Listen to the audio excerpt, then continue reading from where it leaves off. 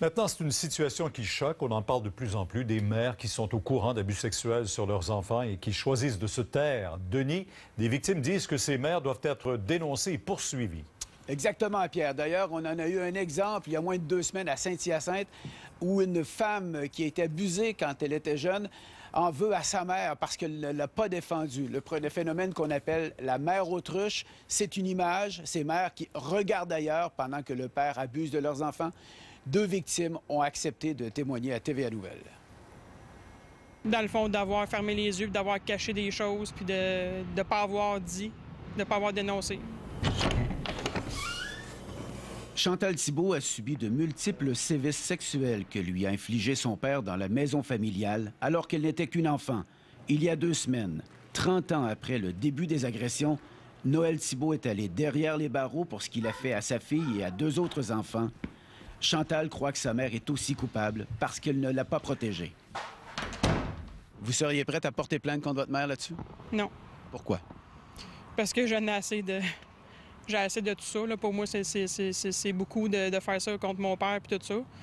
Puis pour moi, dans le fond, de ne plus avoir de contact avec elle, c'est assez. Ma mère était toujours présente lors des sévices. C'est sûr qu'elle n'a pas vu les agressions sexuelles. Isabelle Brophy, son frère et sa sœur ont porté plainte contre leur mère après que Réal Brophy ait été condamné à 6 ans de prison pour les avoir agressés.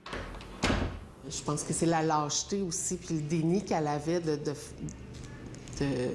ne pas regarder la situation en face.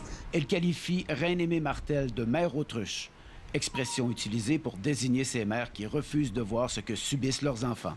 Je me suis souvent posé la question, qu'est-ce qui m'a fait le plus mal? Est-ce que c'est tous les sévices physiques et sexuels que j'ai subis de la part de mon beau-père ou si c'est le rejet de ma mère?